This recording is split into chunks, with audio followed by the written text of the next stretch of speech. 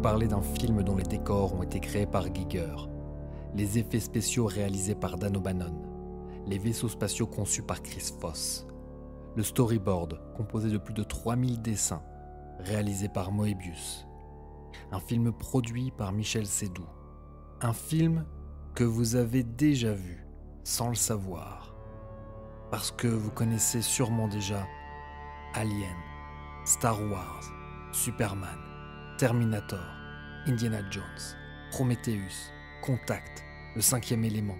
Un film dont la distribution est composée d'Orson Welles, Mick Jagger, Salvador Dali, Brontis Jodorowsky, David Carradine, Udo Kier. Un film qui a changé le destin de la pop culture et de tous ceux qui y ont collaboré. Et pourtant, pas une seule image de ce film n'a été tournée. Et pour cause, ce film, c'est le Dune d'Alejandro Jodorowsky. Voilà, maintenant que l'intro est passée, il est temps pour moi de vous souhaiter la bienvenue dans cet épisode numéro 1 de Cornelius Enzira. Alors, numéro 1, ça ne veut pas dire qu'il n'y a rien eu avant, hein. Il y a eu un épisode 0 qui est consacré au Festival de Gérardmer. Et en fait, cet épisode numéro 1 est vraiment dans l'immédiate continuité de cet épisode 0. Pourquoi ? Parce qu'au cours du Festival de Gérardmer, donc le dernier en date, il y a eu un hommage qui a été rendu à Alejandro Jodorowsky, ce qui fait donc que j'ai un petit peu évoqué la carrière de cinéaste au cours de cet épisode pilote. Et plusieurs fois au cours de ce pilote, j'ai très brièvement évoqué le projet d'adaptation du roman de Frank Herbert, à savoir Dune, par Alejandro Jodorowsky. C'est vraiment un sujet qui me passionne, et donc j'avais très envie de l'évoquer, mais c'était pas évident d'intégrer ça à un épisode consacré donc au Festival du film fantastique de Gérardmer, parce que c'est compliqué pour moi d'en parler en seulement 5 minutes. Je devais faire un choix, soit j'en parlais presque pas, soit j'en parlais pendant une demi-heure, 3/4 d'heure, voire 1 heure. Déjà que j'ai une fâcheuse tendance à la digression, il valait mieux trancher dans le vif, et donc j'avais enlevé du montage les parties où je parlais de Dune, ce qui m'a donné envie de reprendre, de remanier ce que j'avais écrit à ce sujet pour en faire un épisode à part entière, épisode que vous êtes en train d'écouter. Je dois également préciser que le documentaire de Frank Pavich, qui date de 2013 et donc est consacré à l'aventure que fut l'adaptation de Dune par Jodorowsky, il est enfin sur les écrans en France. Moi ce docu j'avais déjà eu l'occasion de le voir, mais bon, je pense qu'avec ce podcast j'aurai pas souvent l'occasion d'être pile dans l'actu. Donc voilà, c'est l'occasion qui fait le larron. L'objectif de cet épisode, ce ne sera pas de faire une critique de ce documentaire, ni même de vous le raconter en long, en large et en travers, ou encore de répéter ce qu'on a pu lire de ci, de là à propos de ce docu. J'ai vraiment envie de vous partager, moi, les choses que j'avais pu par le passé lire ou entendre à propos de ce projet d'adaptation. L'idée, c'est vraiment de conserver, appelons ça la ligne éditoriale du podcast, et donc de partager avec vous les choses qui me passionnent.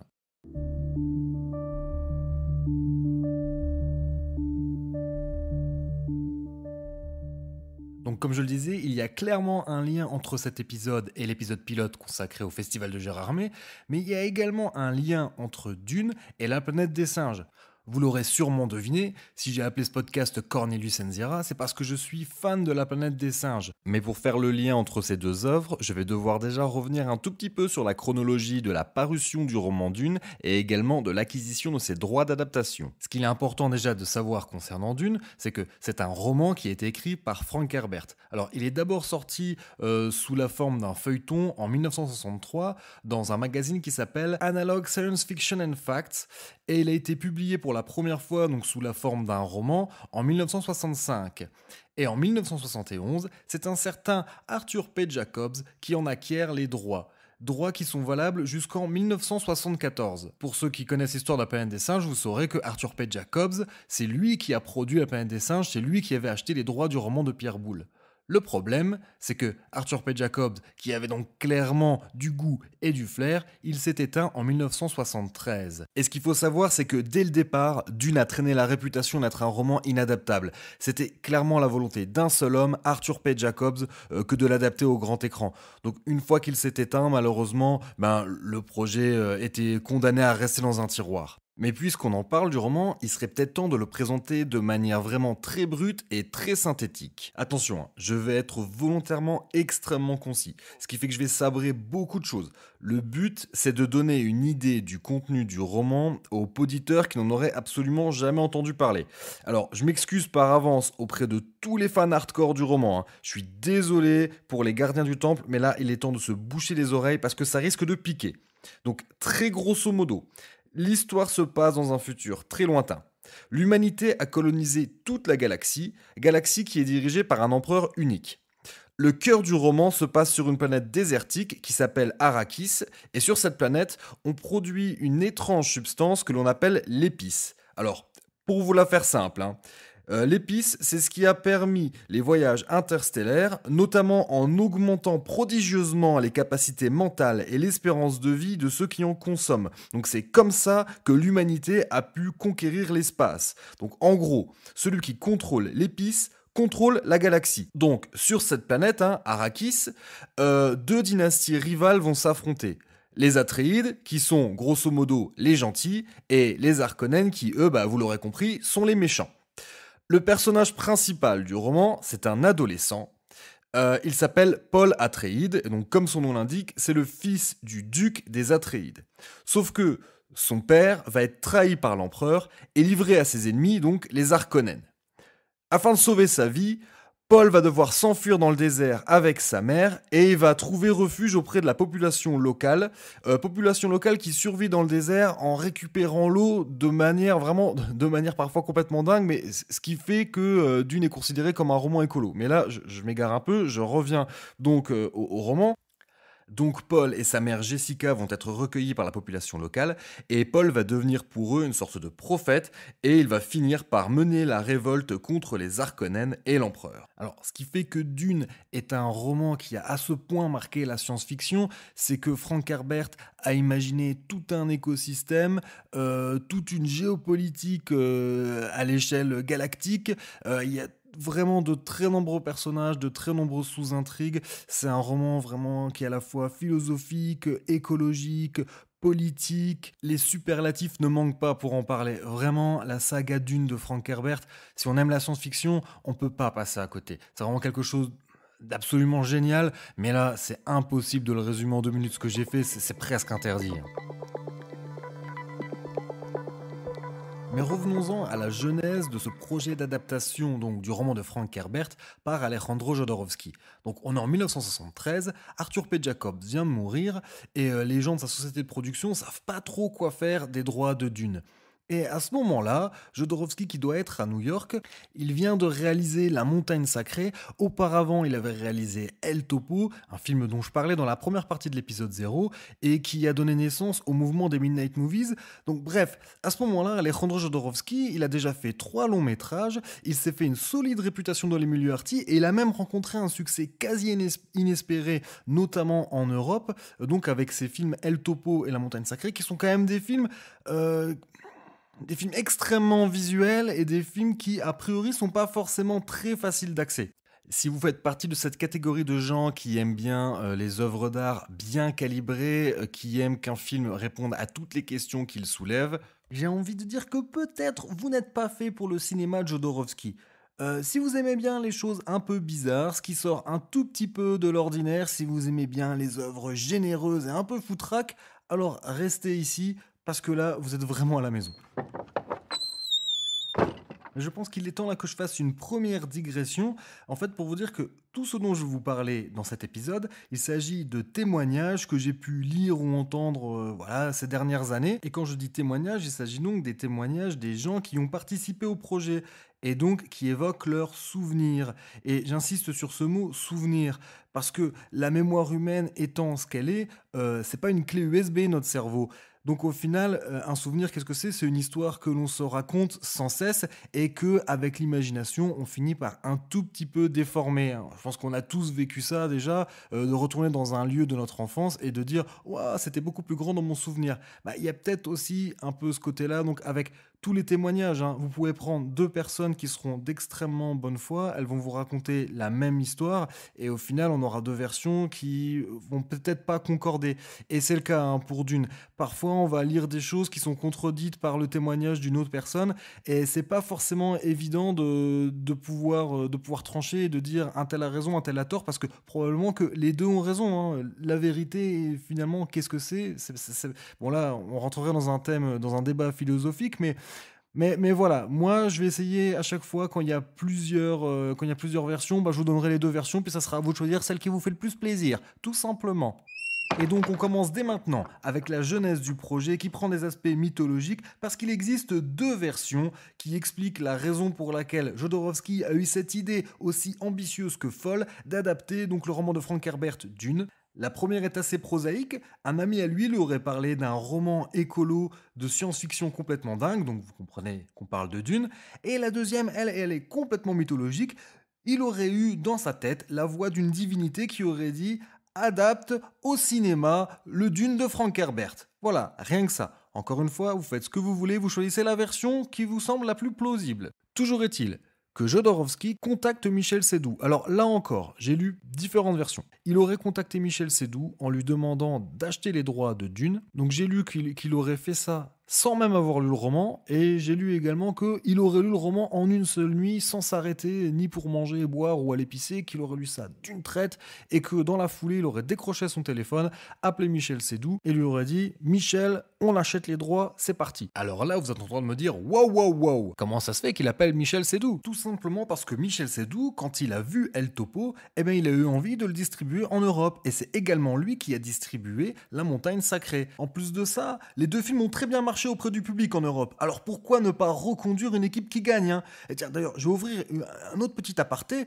Quand même, un cinéma aussi exigeant que celui d'El Topo ou de La Montagne Sacrée, que ça puisse fonctionner auprès du public, ça veut quand même dire qu'à l'époque, on pouvait proposer quelque chose aux gens, quelque chose d'exigeant, et que cela fonctionne. Et alors qu'aujourd'hui, on nous abreuve de merde calibrée, et clairement, on prend le public pour des cons, parce que je ne pense pas que les gens soient plus idiots en 2016 qu'en 1972. Bon, d'un côté je dis ça, et d'un autre côté, je suis le premier à en regarder de la merde calibrée.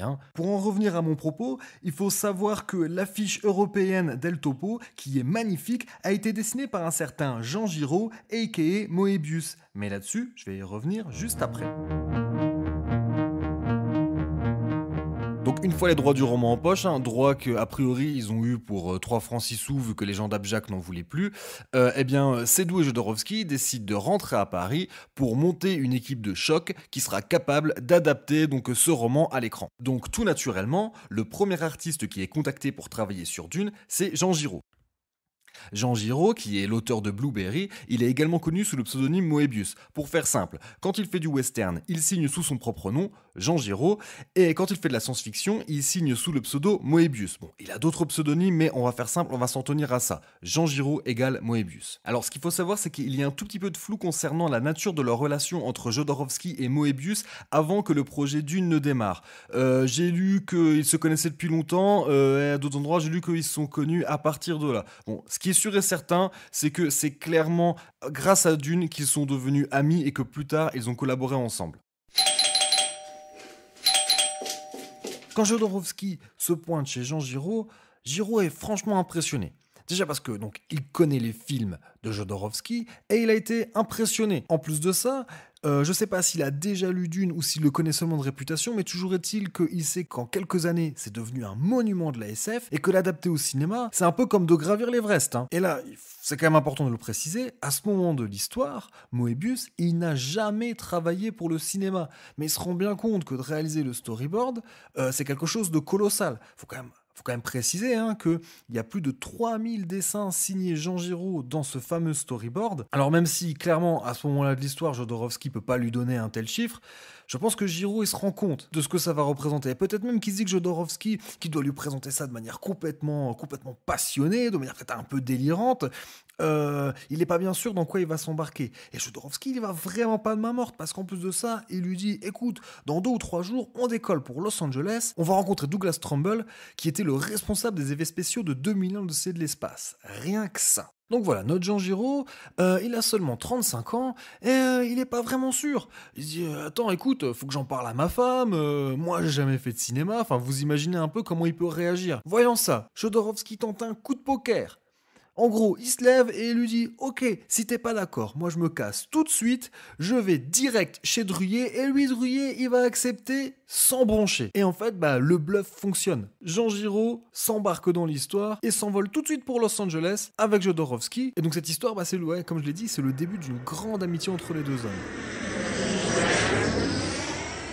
Et voilà nos deux hommes à Los Angeles et ils rencontrent Douglas Trumbull. Le type est clairement une sommité dans le monde des effets spéciaux. Et donc Jodorowsky, Seydoux, ils se rendent bien compte que ce qu'ils ont envie de faire c'est colossal et que le seul qui peut rendre réaliste ce qu'ils veulent faire à l'écran, donc des vaisseaux spatiaux dans l'espace, etc., c'est Douglas Trumbull. Sauf que Jodorowsky, lui, il veut des guerriers, il veut des créatifs, il veut des gens spirituels. Et Trumbull, lui, c'est un mec hyper technique. En plus de ça, d'après les témoignages de Jodorowsky et de Jean Giraud, au cours de l'entretien, même si clairement il est ok pour faire le film, eh ben voilà, il a un peu un but de sa personne, le téléphone n'arrête pas de sonner, à chaque fois il décroche et il parle, et au bout d'un moment Jodorowsky, ça lui casse clairement les couilles. Qu'est-ce qu'il fait? Il se lève, lui dit, tu sais quoi, le film, je le ferai pas avec toi. Et quand ils sortent, Moebius, mais il devient complètement taré, il dit, mais t'es fou mec! On a le gars des effets spéciaux de 2001 qui est ok pour faire le film avec nous et toi tu l'envoies péter. Et alors, est-ce une légende ou est-ce la vérité? À Los Angeles, il passe devant un petit cinéma de quartier et voit qu'un film de science-fiction est projeté, un film qui s'appelle Dark Star. Film réalisé par un parfait inconnu, un certain John Carpenter. Ce film, en fait, il s'agit d'un projet de fin d'études, c'est un film plutôt fauché, mais les effets spéciaux, eh ben, ils vont plaire à Jodorowsky et à Moebius. Il regarde le générique et il voit le nom. Dan O'Bannon, responsable des effets spéciaux. Et Jodorowsky se dit, eh ben voilà, le v'là notre homme. Parce que s'il y a une chose qui revient dans à peu près tous les témoignages que j'ai pu lire, c'est que au final, l'histoire de Dune, elle est faite de très nombreuses coïncidences. Bien sûr, d'après Jodorowsky, les coïncidences, ça n'existe pas vraiment. Il faut juste se mettre dans une disposition mentale pour que, pour qu'il y ait un alignement de planètes favorable. Donc Jodorowsky, alors je sais pas comment, mais il rentre en contact avec Dan O'Bannon, et alors là, c'est là que ça devient complètement dingue. Quand il le rencontre, il fait fumer de la weed à Dan O'Bannon, qui a une hallucination en écoutant Jodorowsky lui raconter le Dune. Sans réfléchir, il dit oui. Et Jodorowsky, avec son pouvoir de persuasion, lui dit « Tu vas vendre tout ce que tu as, et tu vas venir avec moi à Paris. » Et Dan O'Bannon, il le fait. Le mec abandonne absolument tout et part à Paname pour réaliser les effets spéciaux avec un mec qui jusque-là, a priori, il le connaissait pas du tout.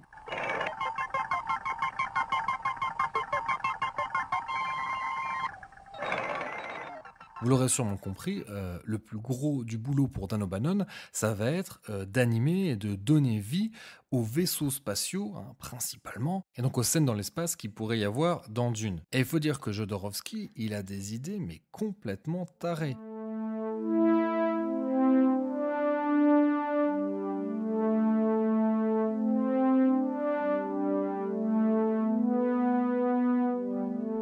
En réalité, Jodorowsky était très impressionné par un plan séquence qui est très connu dans l'histoire du cinéma. Il s'agit donc de la scène d'introduction de Touch of Evil d'Orson Welles, rien que ça.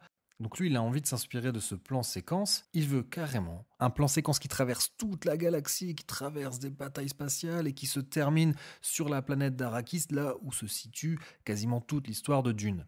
Donc un plan pour le moins ambitieux, mais d'ambition, Jodorowsky il n'en manque pas. Il veut faire un film qui va complètement réinventer le genre, un film qui va effacer des tablettes 2001 l'Odyssée de l'espace. En fait, il veut que son film, ce soit la naissance d'un nouveau prophète, la naissance d'un dieu. Il veut faire une œuvre d'art si forte qu'elle changera l'humanité. Donc vous imaginez bien que pour lui, les designs doivent être complètement dingues. Quand Jodorowsky imagine les décors et les vaisseaux spatiaux qui doivent être dans Dune, il veut quelque chose qui n'est absolument pas ancré dans la réalité. Il veut quelque chose de fondamentalement original. Il veut quelque chose qui ne soit absolument pas une projection de ce que pourrait devenir notre technologie actuelle, enfin bon, la technologie du milieu des années 70, dans un futur très lointain. D'ailleurs, pour que vous compreniez bien, sur une des affiches qui avait été faite pour le film, on peut lire cette phrase « Époque, en 20 254, lieu toute la galaxie ». Donc vous captez que clairement Jodorowsky il veut faire un truc barge et que donc visuellement il va falloir être en place. Au milieu des années 70, Jodorowsky, il considère que, jusque-là, ce qu'on a pu voir dans la science-fiction, c'est, ouvrez les guillemets, la progéniture froide et dégénérée des actuelles voitures américaines et des sous-marins.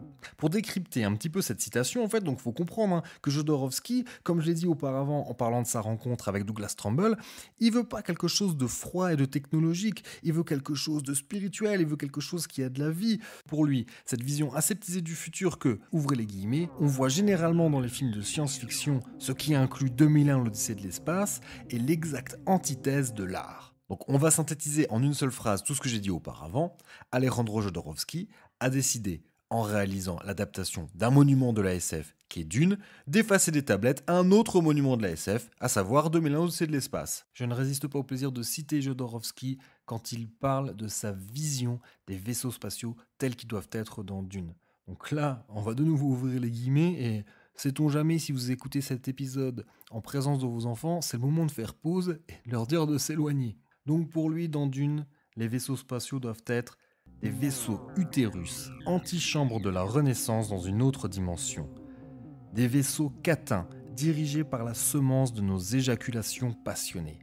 La fusée invincible et castratrice, vecteur de notre vengeance vers le cœur de glace d'un soleil perfide. Des ornithoptères tels des oiseaux-mouches nous emmenant siroter l'ancien nectar d'étoiles naines qui donne le jus de l'éternité. À travers ces citations, on comprend qu'il veut quelque chose de complètement fou et qu'il veut aussi quelque chose d'organique. Qui pourrait bien créer de telles visions? C'est là que je vais de nouveau évoquer la légende de Dune et ce chapelet de coïncidences par lequel l'équipe qui a travaillé sur Dune a été rassemblée. Donc la légende voudrait que Jodorowsky se serait baladé dans une librairie spécialisée dans les romans de SF et les comic books et qu'il serait tombé sur les couvertures de romans d'Asimov, de Philip K. Dick, enfin de tous les grands auteurs de SF et que la plupart ont été réalisés par un certain Chris Foss. Finalement, de toute l'équipe qui a travaillé sur Dune, l'un des plus grands noms c'est Chris Foss et c'est malheureusement peut-être un des moins connus. Donc sur lui, je vais peut-être un peu plus m'attarder sur certains aspects de sa biographie. En fait, Chris Foss, donc, il est né en 1946, donc dans l'immédiate après-guerre, à Guernsey. Ce qu'il faut savoir, petit point historique, c'est que les îles anglo-normandes, c'est les seules parties du territoire du Royaume-Uni qui ont été envahies par les armées allemandes pendant la Deuxième Guerre mondiale. Et donc elles ont fait partie intégrante du mur de l'Atlantique. Ce qui fait que quand il était gosse, Chris Foss, en fait, il a joué dans les bunkers.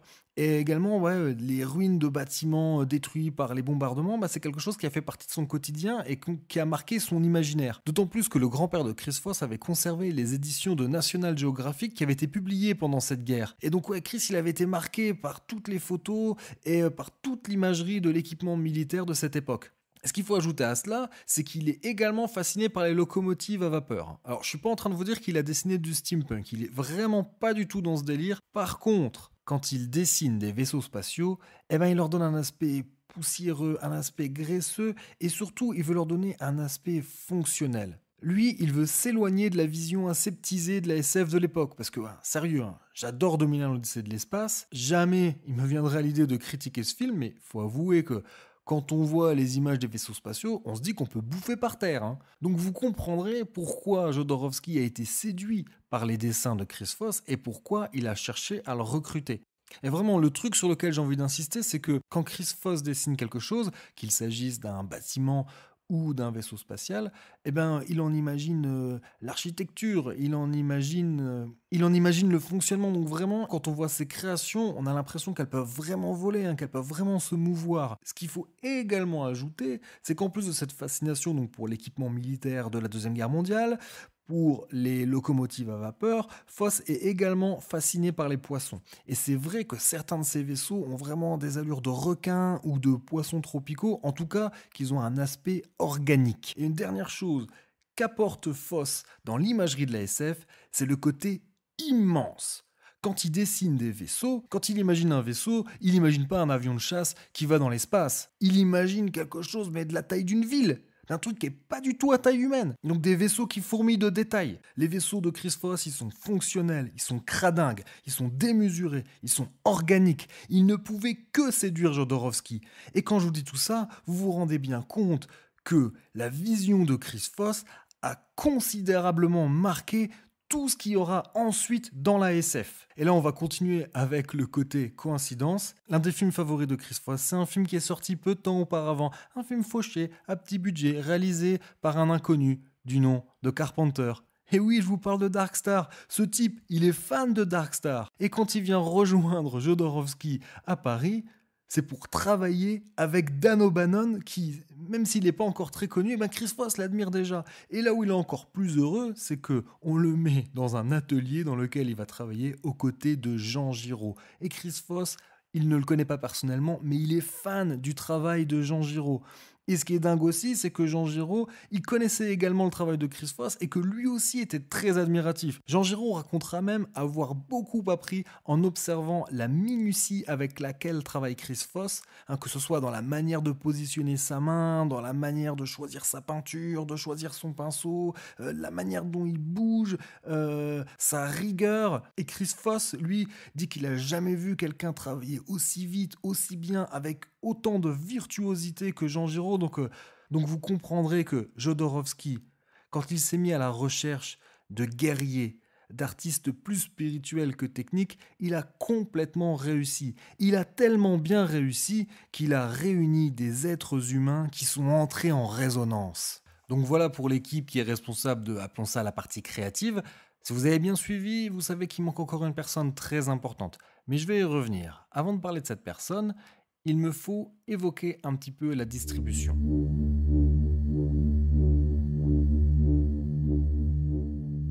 Donc en fait, Jodorowsky explique qu'il n'avait pas d'idée préconçue concernant la distribution.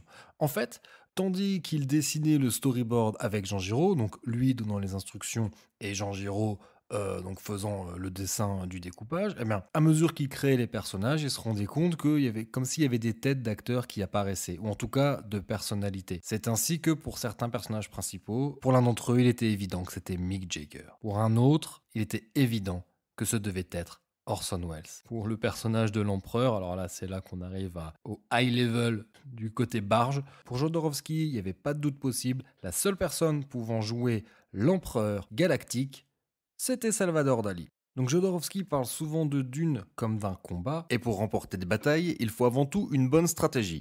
Alors, l'une des stratégies de Jodorowsky, ça va être de s'en remettre à sa bonne étoile. Donc, stratégie numéro 1, la pêche au Jagger. Pour ferrer un bon Jagger, il suffit de se rendre dans une fête et, sans que ce soit absolument prévu, tomber sur lui, donc de manière complètement fortuite, et tomber sur un Jagger complètement fan d'El Topo qui, sans même hésiter, accepte de participer au film. Une première bataille remportée très facilement. Stratégie numéro 2, la pêche au gros, ou plutôt la pêche au Orson Welles. Et attention, un Orson Welles récalcitrant, un Orson Welles qui en a plus rien à carrer du cinéma, qui veut plus en entendre parler et qui ne veut plus que boire et manger. Pour le faire mordre à l'hameçon, le plus simple, c'est encore d'aller le chercher dans son habitat naturel. Pour cela, il faut découvrir dans quel restaurant il a ses habitudes, lui offrir une bouteille de son vin préféré et profiter du fait qu'il boive 6 bouteilles de vin par repas. Eh oui, il picolait raide, le babouin. Pour réussir à le convaincre en lui expliquant que de toute façon, le chef du restaurant va être embauché et lui servira ses plats préférés tout au long du tournage. Allez hop, un Orson Welles dans l'épuisette. Leçon numéro 3, la pêche à l'empereur, dite la pêche au Salvador Dali. Alors là, c'est à la fois simple et compliqué. En fait, il suffit de dire oui à tout. Seulement, tout, faut savoir ce que c'est. Salvador Dali veut une girafe en feu dans le film ? Ok, il y aura une girafe en feu. Salvador Dali veut un hélicoptère de fonction ? Ok, il aura un hélicoptère. Salvador Dali veut un trône avec des dauphins dessus ? Ok.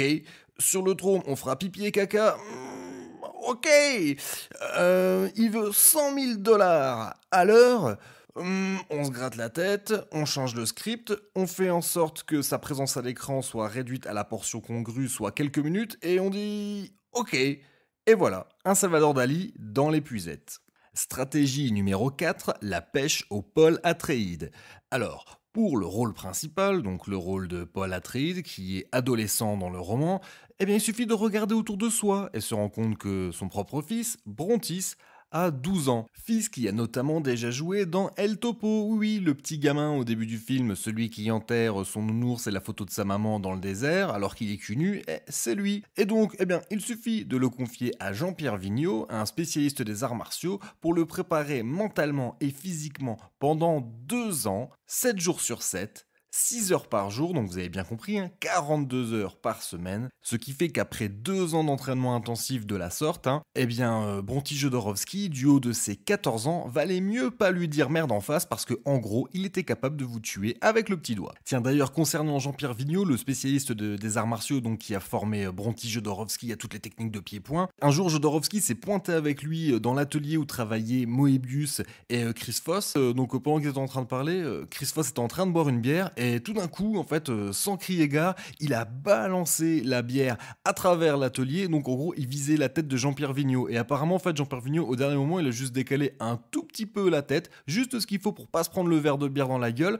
Et voilà, en fait, il est resté hyper stoïque. Giro, lui, il est resté un peu comme deux ronds de flanc. Et Jodorowsky les a regardés et voyant que Chris Foss et Jean-Pierre Vigneault restaient tous les deux stoïques, il a continué à parler comme si de rien n'était. En gros, c'est comme si Chris Foss avait voulu faire une expérience scientifique, quoi. On va voir s'il est vraiment si fort que ça. Voilà, ça en dit long sur l'ambiance qu'il pouvait y avoir. Sinon, je voulais revenir juste un petit peu sur les exigences qu'a pu avoir Salvador Dali pour faire partie du film. Je vais pas revenir sur tout, parce que c'est vraiment bien raconté dans le docu de Frank Pavich, donc ça sert à rien de faire de la redite. Mais il y a un élément en fait que je crois qui est pas tant que ça évoqué dans le docu, en fait, c'est concernant le fameux trône. En fait, ouais, alors j'ai lu plusieurs choses à propos du trône, donc c'est pour ça que je voulais l'évoquer.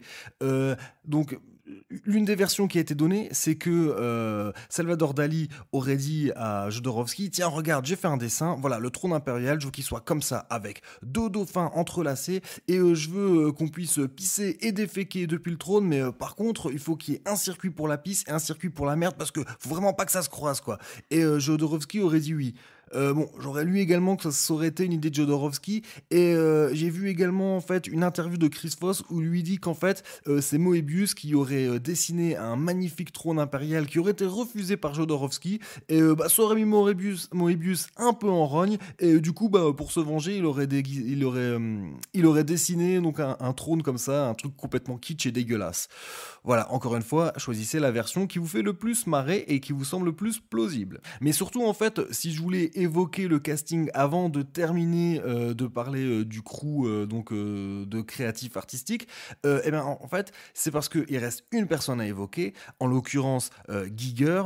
Et pourquoi je voulais parler du casting avant? Parce que c'est encore une fois coup du destin, c'est Salvador Dali qui a montré un catalogue à Jodorowsky en disant: tiens, regarde cet artiste suisse alémanique, j'aime bien ce qu'il fait. Et là donc boum, Jodorowsky rencontre le monde de Giger et forcément, c'était parfait pour Dune. Par contre, avant d'aller plus loin et de parler de Giger, je voudrais vraiment complètement clôturer le chapitre casting. Donc, a priori, tous les gens auxquels il aurait pensé auraient fini par accepter d'intégrer l'équipe du film. Par contre, il voulait Charlotte Rampling dans le rôle de Dame Jessica, la mère de Paul Atreides, et elle aurait refusé justement pour une histoire scato, parce que dans le script, il y avait une scène où des milliers de figurants baissaient leurs pantalons pour déféquer, et Charlotte Rampling aurait dit: non, hors de question que je joue dans un film où on voit des gens chier.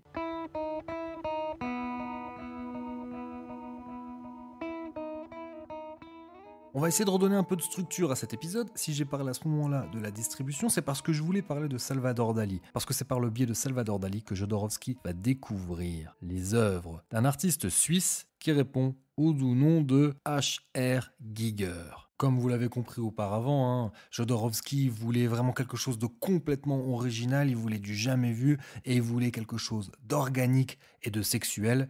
Giger, c'était la personne parfaite. Comme à tous les autres artistes que Jodorowsky a engagés sur Dune, il va lui offrir une liberté artistique, une autonomie complète, et il va lui demander de s'occuper donc de la planète des Harkonnen. Les Harkonnen, c'est les méchants. Et donc dans les travaux préparatoires de Giger, on va retrouver tout le côté malsain, dangereux, agressif, des formes phalliques ou des formes de vulves, enfin vraiment tout ce que l'on retrouve de dérangeant et d'érotique dans l'univers de Giger va être remis dans Dune, et notamment certaines créations qui rappellent étrangement Alien.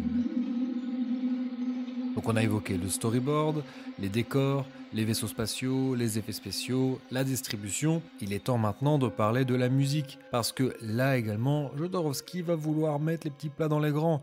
Quand on lui dit qui tu veux pour réaliser la musique du film, il n'hésite pas et répond Pink Floyd. Au moment où Michel Seydoux et Jodorowsky décident de contacter Pink Floyd, Ils sont en plein enregistrement de Dark Side of the Moon dans le studio Abbey Road. Et en fait, la rencontre se passe pas extrêmement bien. Quand Jodorowsky se rend au studio Abbey Road pour rencontrer Pink Floyd pour leur proposer donc de faire la BO du film, il s'attend à rencontrer des artistes spirituels comme lui, comme Dan O'Bannon, comme Jean Giraud, comme Chris Foss, comme Giger. Et là, en fait, il trouve une armée de barbus en train de s'envoyer des steaks frites et qui sont pas hyper réceptifs à son message. Du coup, Jodorowsky sort de ses gonds, il pète un câble en leur disant qu'il est en train de leur proposer le film le plus fou de l'histoire du cinéma sur un plateau et eux, ils lèvent même pas la tête de leurs auges. Et en gros, ils seraient partis en furie du studio. L'histoire raconte que les membres du groupe étaient déjà familiers avec l'univers de Jodorowsky et que du coup, David Gilmour se serait levé, aurait rattrapé Jodorowsky par la manche, se serait excusé platement et au final, toutes les parties seraient mises d'accord sur le fait que Pink Floyd allait participer à la musique du film et allait faire un double album qui serait donc la BO de Dune. Et c'est vrai que là, encore une fois, les planètes étaient alignées parce que à ce moment-là, je veux dire, Dark Side of the Moon, c'est un album mais qui a changé l'histoire de la musique, vraiment. Et donc on ne peut s'empêcher de se demander à quoi aurait ressemblé la musique de Dune faite par Pink Floyd, surtout quand on sait que Dark Side of the Moon est sorti en 72 et en 75, ils sortent Wish You Were Here, un album qui parle notamment de la folie avec ce morceau incroyable qui est Shine on You Crazy Diamond. C'est amusant en fait d'imaginer que à un moment, Jodorowsky a été avec eux dans le studio Abbey Road quand ils ont créé un des albums les plus dingues de l'histoire du rock. Apparemment, ils auraient même invité Jodorowsky à assister à une séance de mixage. Enfin, un truc de fou de se dire qu'il ait pu assister à ça. Et on peut pas s'empêcher de penser que, est-ce qu'au final, il aurait pas instillé un petit grain de folie, cette folie dont il parle dans Wish You Were Here? Allez savoir.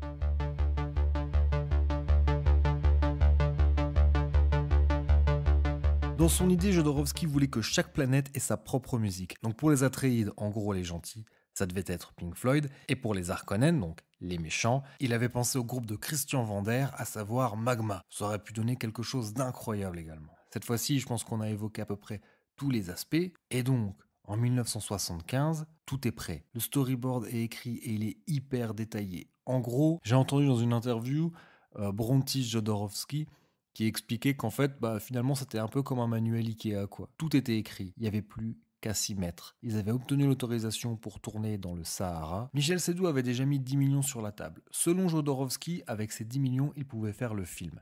Cependant, il manquait encore 5 millions, alors j'ai pas compris exactement pourquoi, peut-être pour la post-production. En tout cas, quoi qu'il en soit, ces 5 millions devaient venir des distributeurs américains.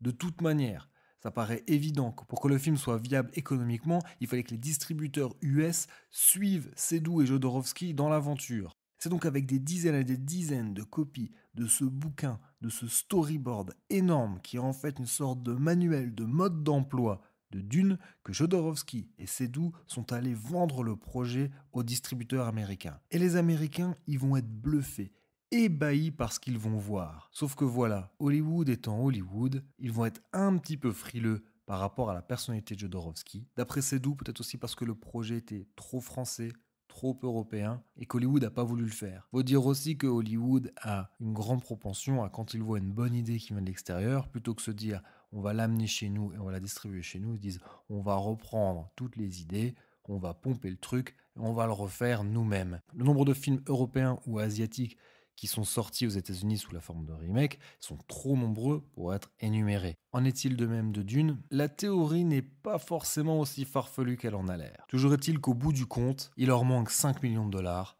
Et alors qu'ils étaient prêts à y aller, ils étaient prêts à tourner, ils décident d'abandonner le projet. Un peu plus tard, Michel Seydoux revendra les droits du film à Dino De Laurentiis. A priori, il a carrément fait la culbute entre ce qu'il a payé pour obtenir les droits et combien il les a revendus à De Laurentiis. Ça n'empêche que, d'après ses dires, Michel Seydoux l'a fait la mort dans l'âme et cette histoire mettra quasiment fin à la relation entre Jodorowsky et Seydoux. Finalement, c'est grâce au documentaire de Frank Pavich que Michel Seydoux et Jodorowsky se sont retrouvés et que Seydoux a produit La Danza della Realidad, le dernier film en date de Jodorowsky. Ça, c'est pour la belle histoire. Donc voilà comment le projet Dune finalement, est mort-né. Mais quelque part, c'est la mort du projet qui le rend finalement aussi passionnant. Parce que, au-delà du destin contrarié de ce film, et quand je dis contrarié, c'est parce qu'il n'a jamais été projeté sur aucun écran, j'insiste là-dessus, pour la bonne et simple raison que pas le moindre plan, pas la moindre image n'a pu être tournée. Si Dune a eu un tel impact sur ces artistes, c'est certes parce que Jodorowsky les a réunis pour créer quelque chose, donc ils ont été réunis pour finalement donner la vie à un projet, mais ce qui également a complètement bouleversé leur destin, c'est que ce projet auquel ils ont donné vie, comme je l'ai dit, il est mort-né. Et c'est la mort de ce projet qui également a bouleversé leur destin. Si vous avez été attentif, quand j'ai parlé de Dan O'Bannon, quand j'ai expliqué comment Jodorowsky l'a convaincu de le suivre à Paris, il lui a demandé de vendre tout ce qu'il avait, de tout abandonner. Ce qui fait que le pauvre Dan O'Bannon, quand Dune s'arrête, il est à la rue. Mais quand je dis à la rue, c'est aussi bien au sens figuré qu'au sens propre. Et le mec sombre dans une dépression nerveuse à tel point qu'il finit à l'hôpital psychiatrique. Et donc quand il rentre aux États-Unis, le mec a plus d'argent, il a plus de maison, il est obligé de squatter chez des potes, parmi eux un certain Ronald Shusett, avec lequel il va écrire une douzaine de scripts. Et le 13e qu'ils écriront, ils vont l'appeler Star Beast, un projet qui va être ensuite appelé Alien.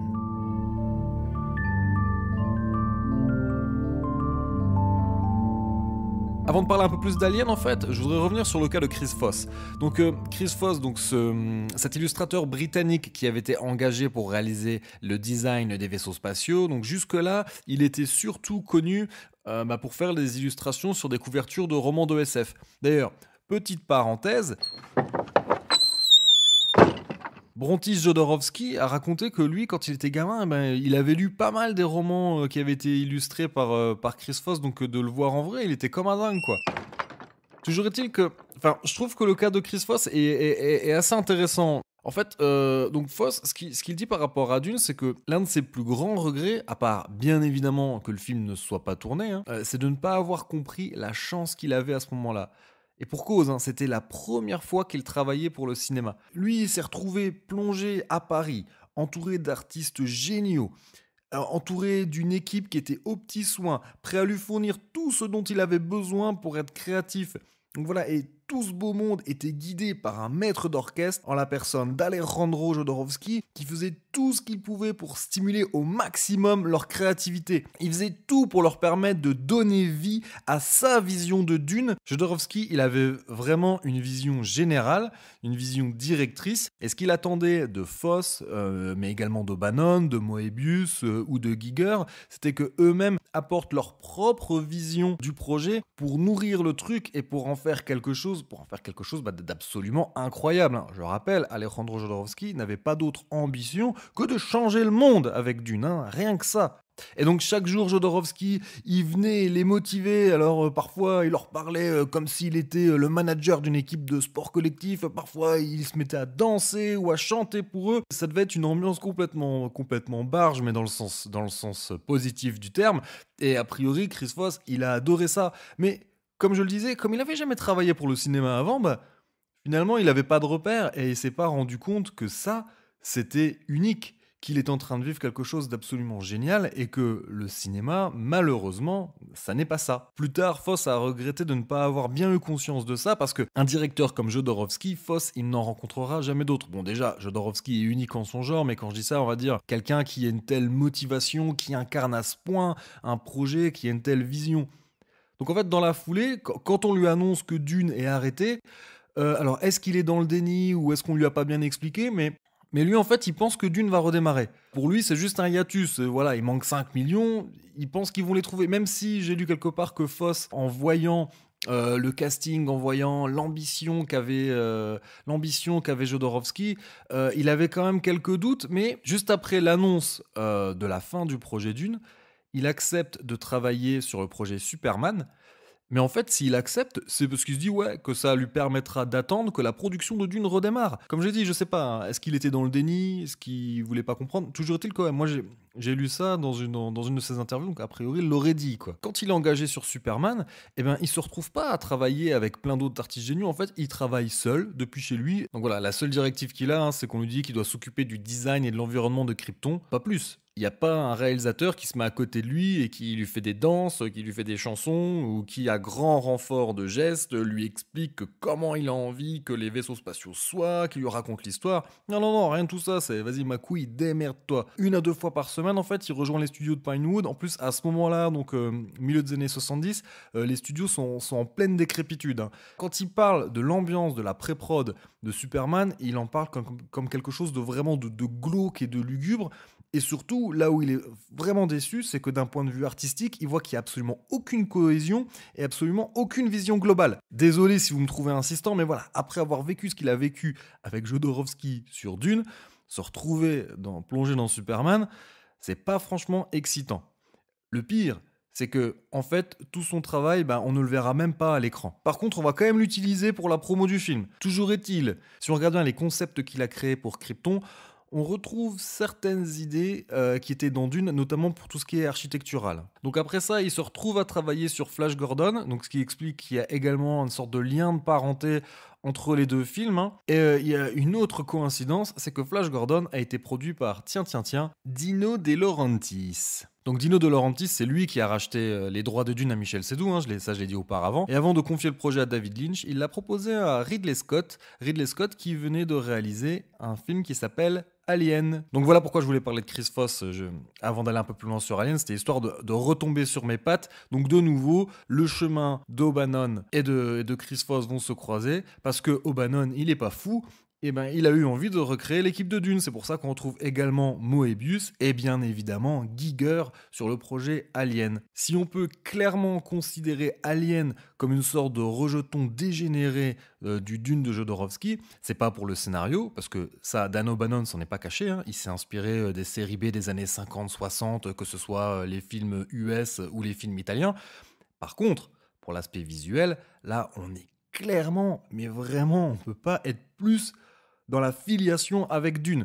Ne serait-ce que pour avoir réuni tous ces gens qui, à mon avis, devaient être très heureux de retravailler ensemble. Pour en revenir à Chris Foss, à ce sujet, donc pendant la pré-prod d'Alien, il s'est retrouvé à travailler en binôme avec Ron Cobb. Donc Ron Cobb, lui, c'est quelqu'un qui vient de chez Disney et qui a également travaillé sur Star Wars, sur Conan le Barbare. Après, il a travaillé avec James Cameron, donc sur Aliens, Abyss, Total Recall, True Lies. Enfin bref, le gars a un CV hyper épais. Et la collaboration entre les deux s'est hyper bien passée. Par contre, comme ils faisaient partie d'aucun syndicat, la Fox, ils les ont fait bosser cachés du reste de l'équipe, donc ils ont travaillé dans un endroit complètement improbable. Et en fait, le seul contact que Chris Foss avait avec la prod, c'était Dan O'Bannon. Donc là, de ce point de vue-là, c'était cool. Mais finalement, même sur Alien, Foss a été déçu parce que donc à un moment, il a rencontré le réalisateur à ce moment-là. Alors, il y a eu pas mal de... La Fox a pas mal changé de réalisateur avant de fixer leur choix sur Ridley Scott. Et donc, alors, je sais plus lequel des réalisateurs est arrivé dans la pièce où il travaillait avec Ron Cobb. Donc il a vu, il y avait des centaines, peut-être même des milliers de dessins. Finalement, il aurait lâché juste c'est une pièce pleine de vaisseaux spatiaux, quoi. Et puis il serait cassé. Donc effectivement, ça peut un peu décevoir. Et donc j'ai lu dans une interview de Chris Foss qui disait qu'il voyait bien que le pauvre Dan O'Bannon, qu'au fur et à mesure que le projet grandissait et grossissait, on voyait que la production, la Fox lui mettait de plus en plus de pression, que ça a été quand même assez douloureux. Mais je vais pas non plus parler trop d'Alien, même si tout le monde est à peu près d'accord là-dessus. S'il n'y avait pas eu Dune, il n'y aurait pas eu Alien. En tout cas, si Dan O'Bannon avait écrit le scénario d'Alien sans avoir vécu l'expérience Dune avec Jodorowsky, Moebius, Giger et Chris Foss, le film n'aurait jamais eu la même allure, quoi.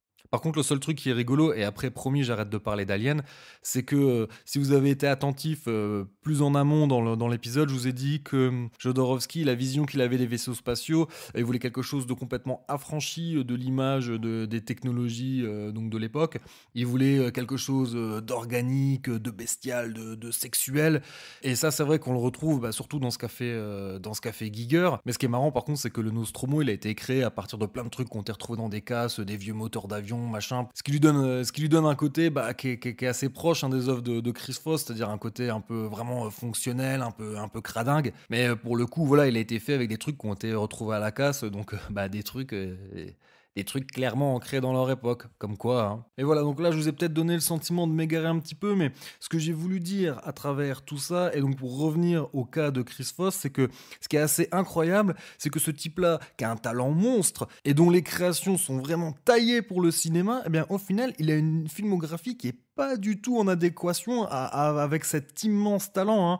Ça, je ne l'ai ni lu ni entendu nulle part, mais l'impression que moi, ça me donne, c'est que ce type-là, après avoir goûté aux dunes de Jodorowsky, il n'a jamais pu retrouver un tel climat de créativité, il n'a jamais pu être autant libre sur un film, tout en ayant quand même le sentiment que l'on s'intéressait à son projet.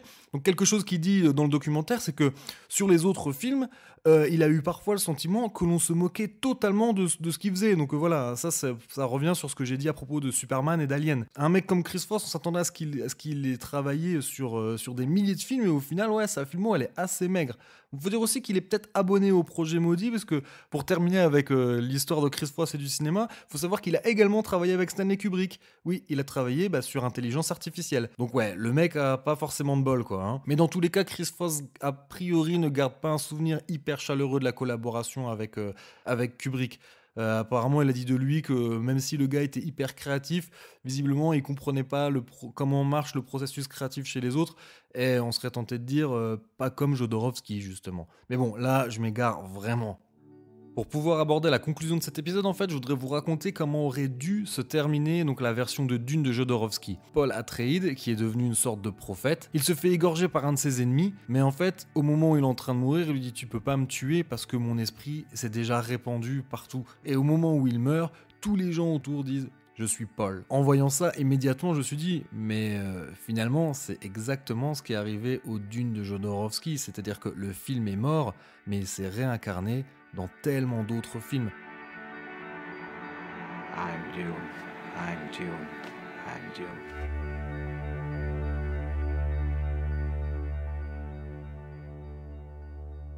Alors, si l'esprit de Dune s'est réincarné dans beaucoup d'autres films qui ont été réalisés par la suite, il y a d'abord une raison vraiment très tangible pour le coup. Parce que comme je l'ai dit auparavant, Jodorowsky et Seydoux ont fait le tour des distributeurs US, donc le tour d'Hollywood, avec sous le bras cet énorme storyboard qui était également une sorte de Dune mode d'emploi. Et ils l'ont présenté à tous ces gens qui, a priori, auraient peut-être essayé de convaincre Seydoux de le faire avec un autre réalisateur, mais là, Seydoux, visiblement, c'était hors de question. Pour lui, c'était avec Jodorowsky ou avec personne. Et donc, ce fameux storyboard, donc, qui est énorme, il n'en resterait plus que 2 exemplaires, sauf que il y a des dizaines, peut-être même des centaines d'exemplaires qui ont circulé partout dans Hollywood.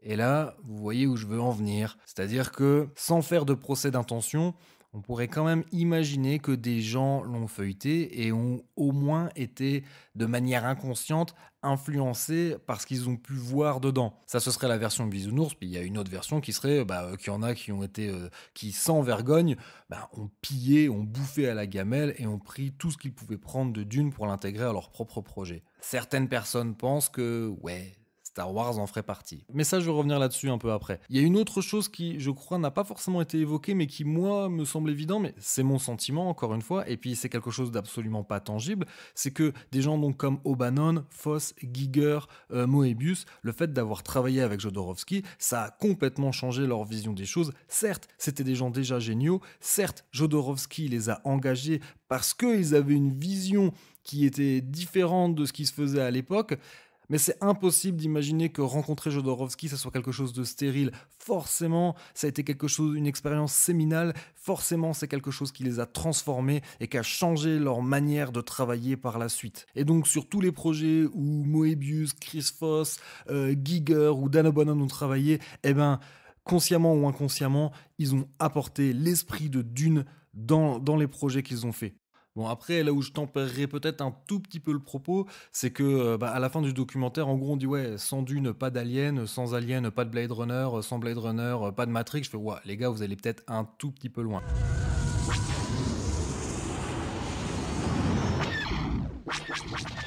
Pour en revenir à Star Wars et à l'influence que Dune aurait pu avoir sur Star Wars, c'est loin d'être impossible, c'est même plus qu'évident que parmi les créatifs qu'a recruté George Lucas, il y en a qui se sont retrouvés à un moment ou à un autre avec dans les mains le storyboard de Dune. En même temps, ça semble tout aussi évident que ces gens-là se sont retrouvés tôt ou tard avec un roman illustré par Chris Foss dans les mains, voire même une BD de Jean Giraud ou qui connaissait Giger, enfin, ça semble pas impossible non plus, je veux dire, c'est pas... De dire que Dune est une influence directe de Star Wars, ça serait envisager que tout le monde fonctionne en vase clos, que c'est des mondes complètement imperméables, alors que clairement pas.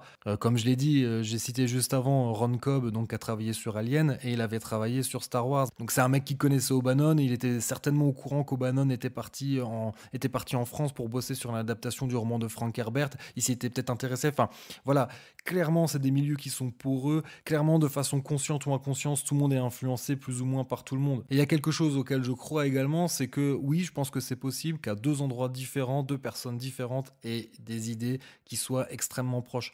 Il y a plein de cas dans l'histoire où on peut parler d'inventions qui ont été faites dans des contrées qui n'avaient aucun lien les unes avec les autres et qui pourtant ont été créées à des moments plus ou moins concomitants. Ça, c'est pas de la science-fiction. J'ai dit un peu plus tôt que le cinquième élément était inspiré par Dune parce que effectivement, Luc Besson s'est pas caché du tout que l'une des grandes inspirations du cinquième élément, c'est l'Incal. Donc l'Incal, hein, je le répète, Jodorowsky l'a fait avec Moebius juste après que le projet Dune se soit cassé la gueule. Et donc tout ce qu'il a pas pu mettre dans le film, eh ben, il l'a mis dans la BD. L'Incal, donc, c'est une des inspirations du cinquième élément, mais il y a une autre très grande inspiration du cinquième élément, et ça, Besson s'en est jamais caché non plus, c'est Valérian. Valérian, c'est une BD qui a été créée en 1967, donc 10 ans avant Star Wars. Et ce qui est assez troublant, c'est qu'on retrouve dans Valérian des choses qui ont été créées des années avant Star Wars. Genre, le Faucon Millennium, il y a un vaisseau dans Valérian qui ressemble vraiment à s'y méprendre au Faucon Millennium. Laureline, le personnage féminin principal de la BD, il y a un tome où on la voit, elle est très court vêtue et ça rappelle vraiment la tenue d'esclave de la princesse Leia quand elle est avec Jabba the Hutt. Par contre, il y a un truc qui est hyper troublant. Bon, déjà, le Faucon Millennium, c'est assez troublant. Bon, une fille court vêtue... Ouais, à la rigueur. Mais par contre, il y a vraiment quelque chose de complètement troublant dans l'Empire des Mille Planètes. Valérian, donc le personnage principal, il se retrouve coincé dans un truc. Et là, pour le coup, ça rappelle de façon extrêmement troublante Han Solo coincé dans son bloc de carbonite. Sauf que la BD, elle date de 1971. Alors, c'est difficile à dire. Est-ce que George Lucas ou les gens qui bossent pour lui ont un moment ou un autre feuilleté Valérian ? Après tout, c'est pas impossible. Mais c'est pas impossible non plus qu'ils aient eu une idée, somme toute, assez similaire quelques années après. C'est un peu la mode et c'est un peu facile de crier au plagiat. Donc, moi, je suis toujours un peu partagé, un peu mesuré par rapport à ces choses-là. Donc, à chacun de se faire sa propre opinion. Voilà, je pense qu'aucun artiste, même Jodorowsky, même Moebius, même Giger, même Chris Foss, voilà, des gens aussi géniaux, même eux, ils sont pas imperméables à ce qui les entoure, ils sont pas imperméables à leur environnement. Et si un mec comme Chris Foss a soudain eu envie de dessiner des vaisseaux spatiaux qui étaient gros comme des villes, ou qui avaient l'air fonctionnels, ou un peu crades, pourquoi il y aurait pas un autre créatif qui ait eu la même idée, qui se soit dit, il y en a marre de la science-fiction aseptisée, moi j'ai envie que mes X-Wing, il y ait de la poussière dessus. Donc encore une fois, à chacun de se faire son opinion. À moins de fonctionner complètement en vase clos, je pense que c'est impossible d'être hermétique à ce qui se passe autour de soi, et donc on est forcément influencé par des choses qui vont influencer d'autres personnes, ce qui explique qu'on peut arriver à deux créations qui ont un étrange air de famille sans que personne n'ait plagié personne.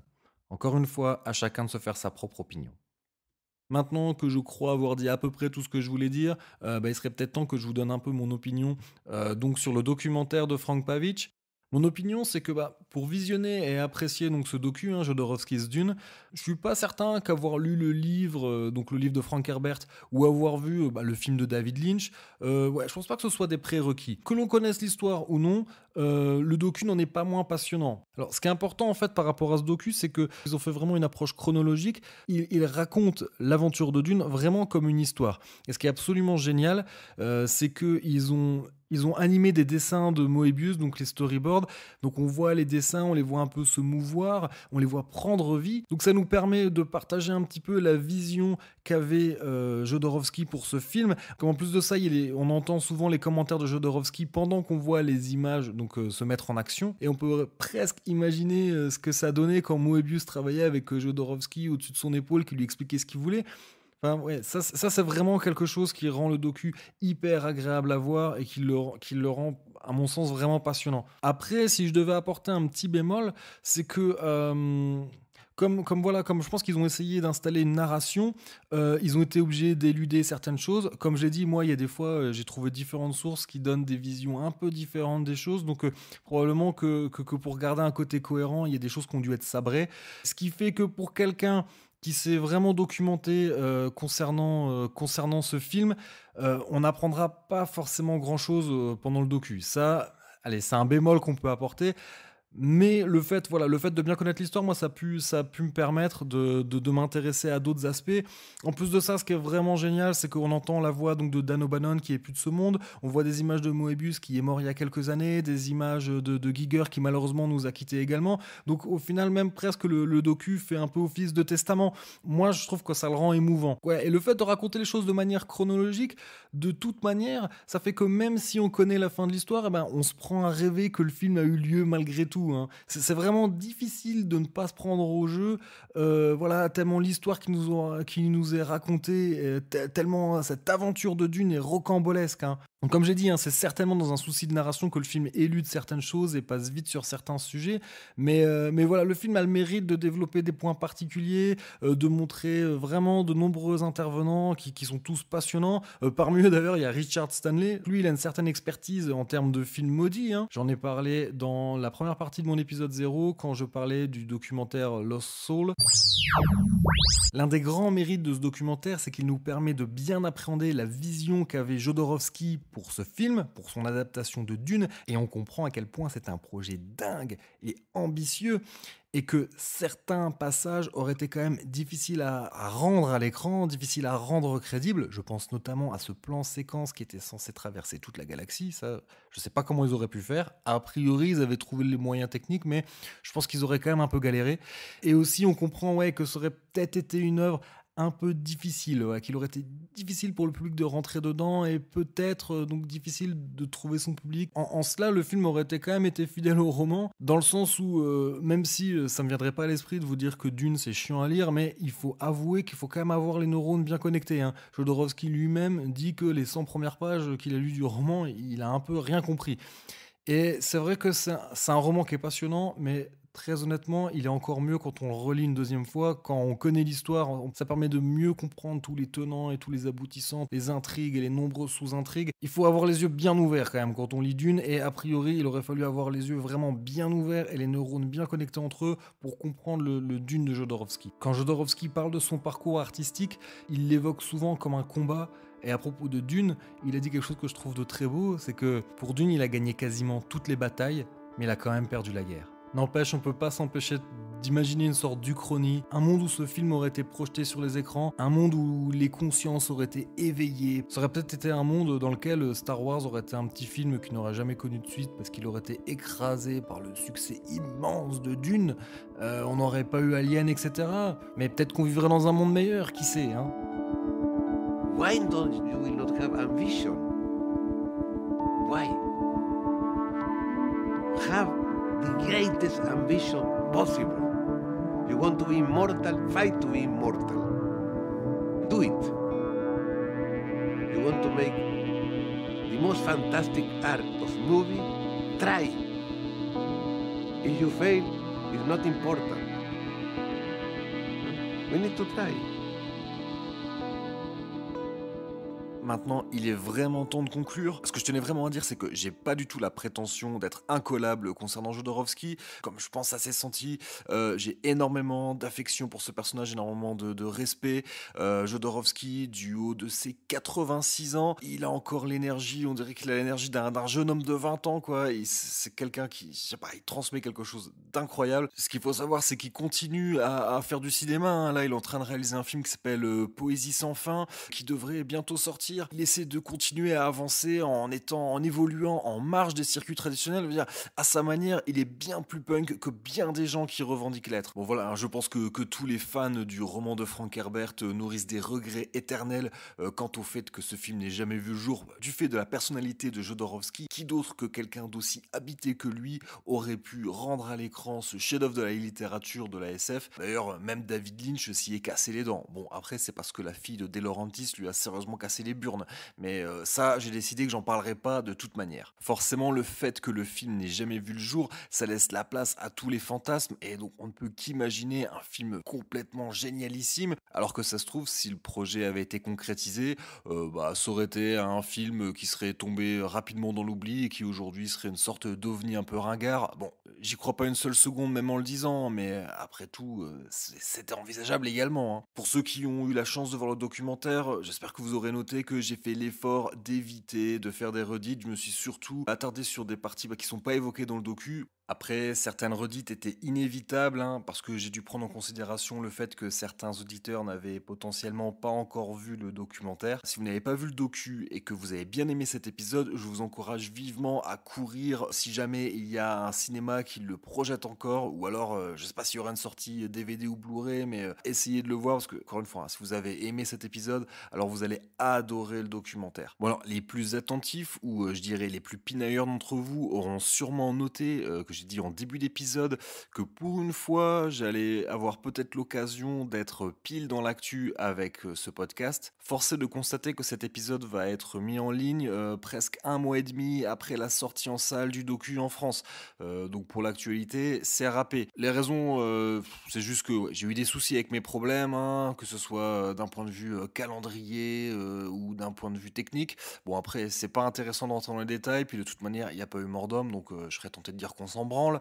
Mais à un moment, je me suis dit, ouais, il y a vraiment une malédiction autour de Dune, quoi, parce que même moi, je vais pas réussir à le faire, ce fichu épisode. Par contre, finalement, ça donne un peu une idée du rythme de parution de Cornelius Enzira, hein. Si j'arrive à faire 8 ou 9 épisodes par an, à mon avis, ce sera bien. Si vous aimez bien ce que je fais, sait-on jamais, soyez patients, hein, des épisodes, il y en aura tous les 1 ou 2 mois, à mon avis, à une fréquence pas forcément très régulière, mais j'ai plein d'idées, j'ai plein d'envies, et si tout se passe bien, le prochain épisode parlera de gastronomie. Ouais, on va parler d'un peu autre chose, mais voilà, le format va peut-être évoluer, va peut-être avoir d'autres choses.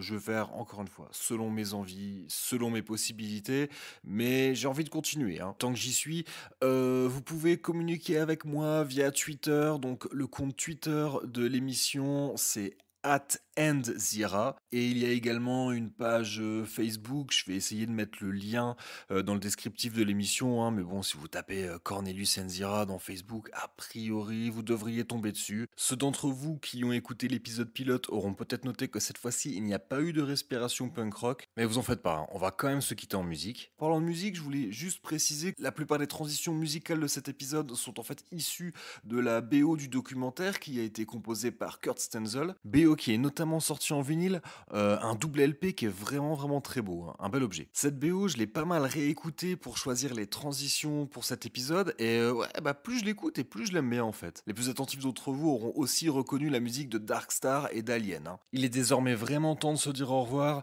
donc d'ici le prochain épisode, prenez soin de vous, prenez soin de ceux que vous aimez, et on se quitte avec I Wanna Be a Spaceship de Not Scientists. Ce titre, il est issu d'un 45 tours, on retrouve une autre de leurs compositions qui s'appelle Leave Stickers on Our Graves, et également une reprise de Superchunk, Precision Auto. J'aurais bien aimé la passer aussi celle-là, mais bon, hein, on va s'en tenir à I Wanna Be a Spaceship, parce qu'on est vraiment pile dans le thème, même si eux font un peu plus référence à Star Wars. Donc ce 45 tours, il est sorti sur Delete Your Favorite Records, Monster Records, Shield Recordings et Guerrilla Asso.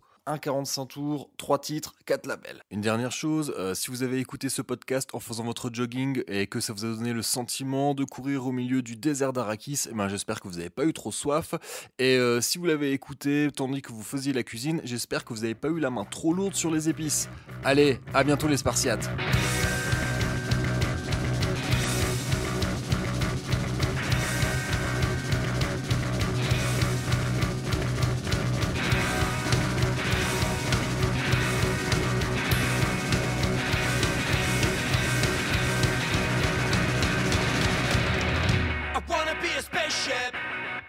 I wanna be a spaceship. I wanna be a spaceship. I wanna be a spaceship. So you can touch my buttons. You can touch my buttons. I wanna be a spaceship. I wanna be a spaceship. Exploring the depths of unknown galaxies. Our love will be stronger, free of gravity.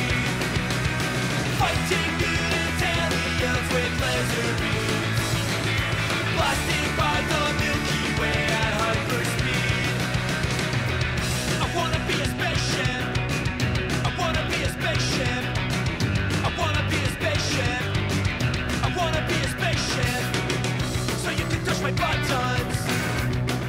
my buttons.